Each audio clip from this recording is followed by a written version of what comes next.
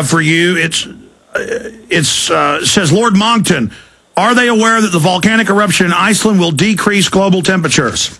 Yes, they are aware of that because they know that if you get a really big eruption, it looks as though this one may come into that category. It's slightly early days yet, but if it carries on for a day or two more as it is, then yes, it will be a big one.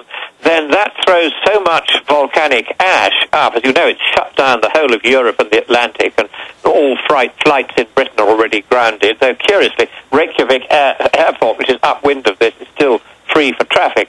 But when you get enough of that volcanic ash getting up into the atmosphere, it stops the sunlight reaching the ground.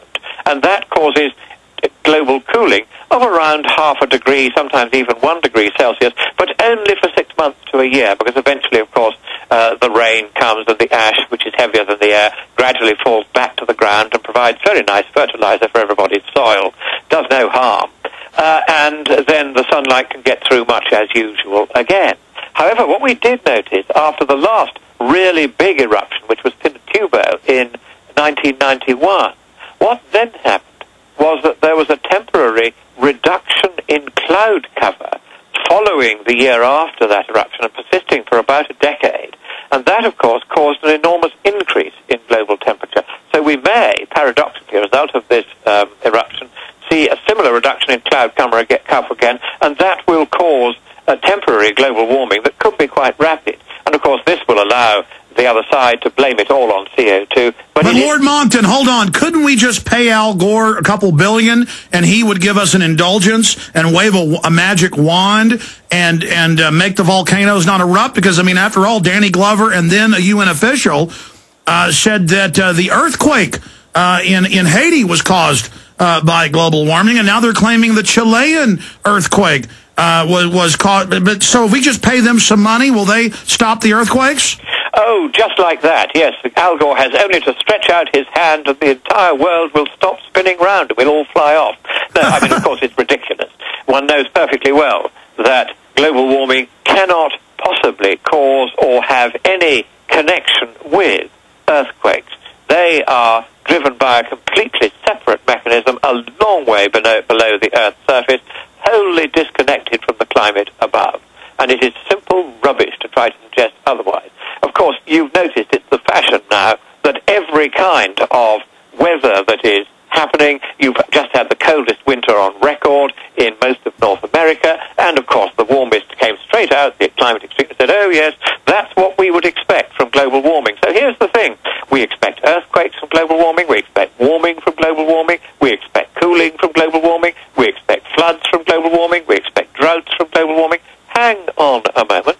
All we're really saying is that whichever direction the climate changes in, they're going to blame it on global warming. But that's my next point, Lord. To do with global warming Monckton, or not. Lord Monckton, interrupt you because we've got limited time and these facts are so key.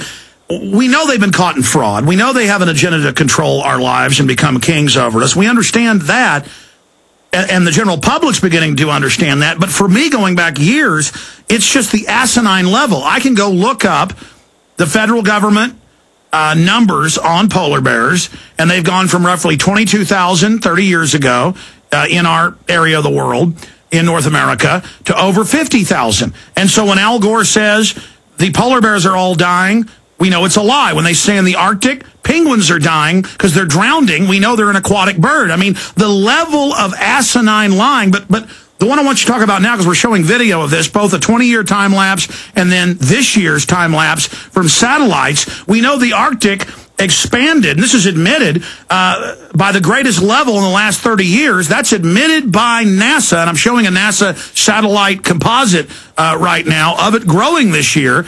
And then I've seen the environmental phonies on the news saying it's not true that the ice caps are melting. I mean, they are denying that the sun comes up in the morning. They are outrageous liars.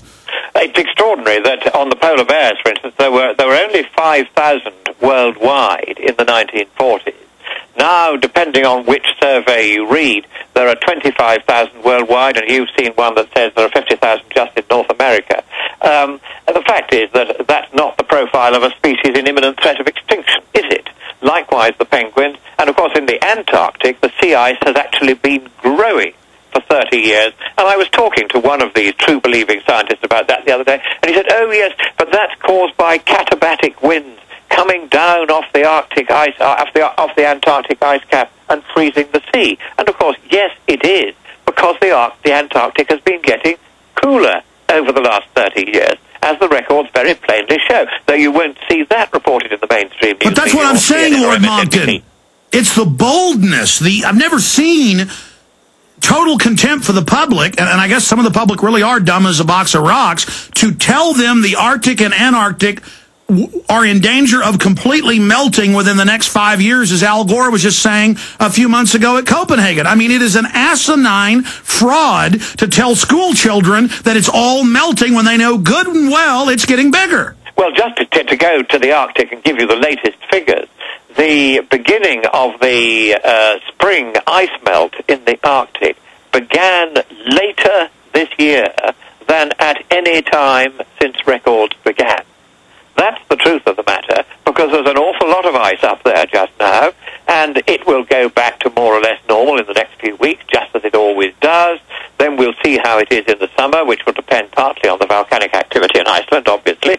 These things come and go. They're perfectly natural swings and roundabouts, but we know perfectly well that even if we were to lose a lot of ice in the Arctic, we've gained just as much in the Antarctic, so that global sea ice has shown virtually no trend whatsoever over the last 30 years since the satellites first began to record it reliably. So whatever else is going on, it isn't global warming that's causing the little bit of melting that did happen in the Arctic just for a few weeks only in the summer of 2007, and very nearly all of that summer minimum ice was restored in 2008 and still more again in 2009. Those are the facts. Well, I know you challenge them on their phony science, but just the general propaganda that's given to the public, it's very elementary. They point a camera on every news show during the spring and summer at a glacier that's being built up by rain and snow during the winter and fall and winter. They show the glaciers collapsing, ice flows and icebergs that have always done this since we had ice caps, and they say, look, it's melting. I mean, even the reporters have to know they're involved in a premeditated fraud, or are these reporters, for lack of a better term, mentally retarded?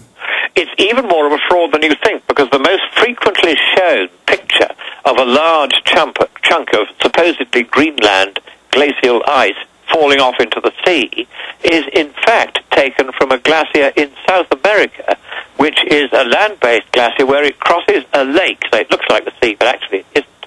And every 5 years, this glacier goes right across the lake and dams the lake, the water behind the lake, which then builds up and bursts through, causing enormous chunks of ice to come off.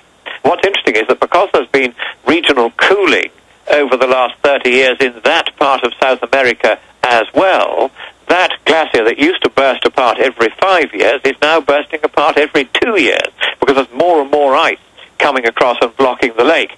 So that in itself is another spectacular lie. And to name another one of that kind, when Al Gore shows a picture flying over what is supposed to be the melting Arctic ice, it is in fact a computer simulation and not the real thing. So everything that you're being shown, everything that you're being told about the supposed effects of supposed global warming is bogus. And even if it weren't bogus, the fact is we've had 300 years of global warming. It began, we can date it exactly thanks to the Central England temperature record, which is the earliest instrumental record in the world. It began in 1695, and in the next 40 years, the temperatures rose by 4 Fahrenheit degrees. That's 1 Fahrenheit degree for every decade. It's not done that since, because in the whole of the 20th century, it only rose by 1 Fahrenheit degree. So the idea that somehow the increase in temperatures over the 20th century is something new, the idea that it was an unprecedented rate, is simply nonsense. And we know from the records we have going back 300 years that it is obvious and arrant nonsense. And yet, this is the kind of rubbish they go on peddling. They say, for instance, that the warming since 1950 can only be explained if you assume that CO2 was the major cause. No, that's not correct. All of the warming, and I mean all the warming since 1950 can be explained by the temporary and naturally occurring reduction in cloud cover that happened between 1983 and 2001 when we had satellites up there to watch it.